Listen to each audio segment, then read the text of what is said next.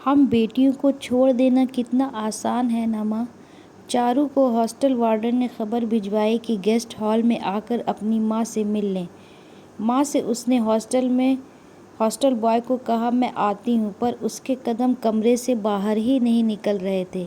बड़ी मुश्किल से हिम्मत जुटाकर कमरे से निकली और गेस्ट हॉल में आई। देखा उसकी माँ संगीता शराना आई है। उसे देखते ही माँ खड़ी हो गई। उसे अपने सीने से लगाना चाहा, पर चारू ने आज इशारे से रोक दिया। संगीता देखती रह जाती है। फिर चारू कहती है बोलो क्या काम है। तो माँ कहती काम क्या होगा, तुम्हें और अंशु को देखने आई हूँ। पापा ने बताया तुम दोनों का एडमिशन एक ही ईयर और एक ही नर्सिंग कॉलेज में हुआ है। सोचा देख लूँ हॉस्टल ठीक है कि नहीं, तुम दोनों ठीक हो कि नहीं। अंशु कहाँ है। अंशु बाज़ार गई है प्रोजेक्ट के लिए कुछ ज़रूरी सामान लेने, और चुप हो गई। संगीता भी बीच में आई दूरी को समझती है, इसलिए ज़्यादा कुछ बोल नहीं रही है। तभी चारू बोलती है अब हमसे मिलकर क्या करोगी माँ, घर जाओ, कहीं तुम्हारे पति और बेटों को मालूम होगा तो उन्हें बुरा लगेगा। नहीं, मैं उन्हें बोल कर आई हूँ माँ, तो मैं साफ साफ ही कहती हूँ माँ, तुमसे मिलने का मन नहीं होता है। हम बेटियों को छोड़कर तुमने कितनी आसानी से शादी कर ली। ये भी नहीं सोचा कि पिता के मरने के बाद 8 साल की मैं और 7 साल की अंशु के सिर से माँ का आंचल भी छिन जाएगा, तो हम बच्चियों का क्या होगा। आज भी मुझे वो दिन याद है माँ, जिस दिन तुम्हारी दूसरी शादी होने वाली थी। मामी हमें अपने मायके ले गई थी।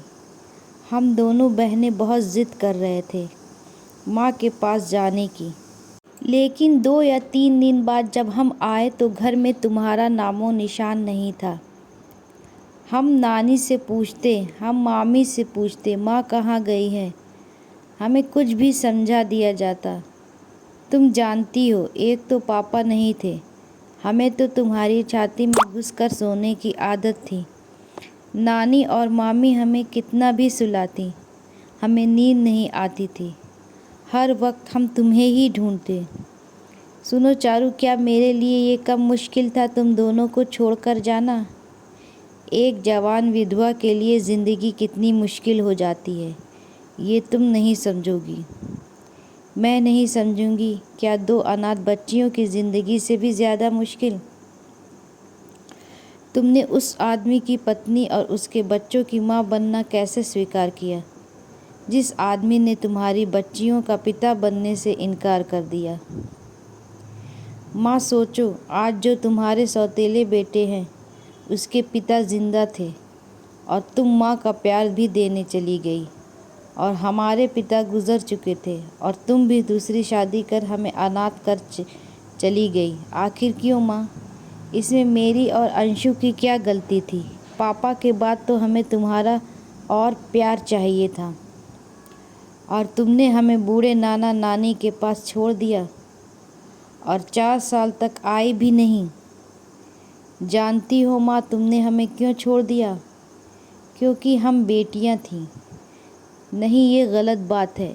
एक जवान विधवा बेटी अपने पिता के सिर पर बोझ होती है, जो तुम नहीं समझोगी।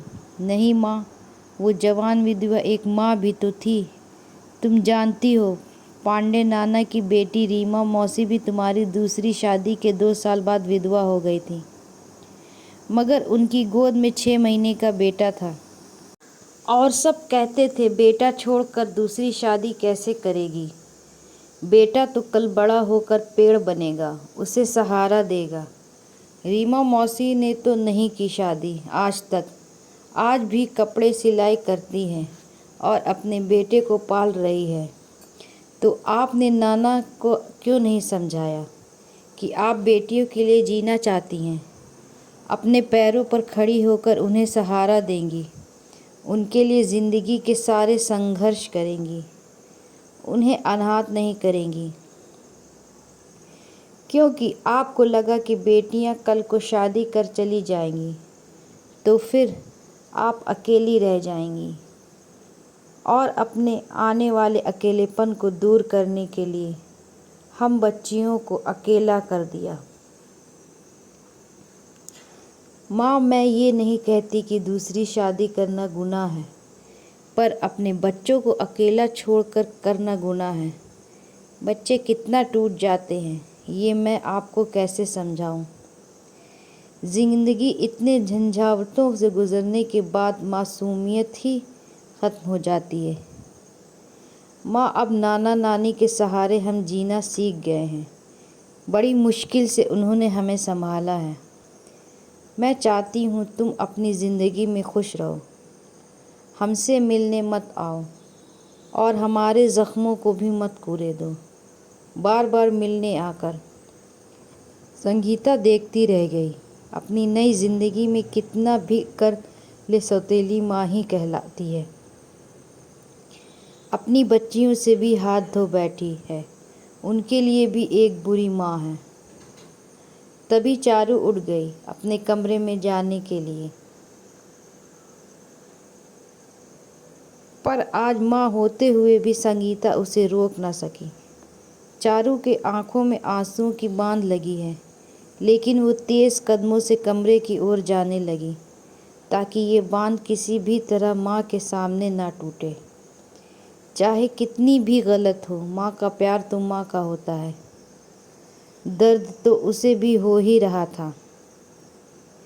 दोस्तों, अगर कहानी पसंद आए तो चैनल को सब्सक्राइब करें और वीडियो को लाइक करें। चैनल को ज़रूर से सब्सक्राइब करें।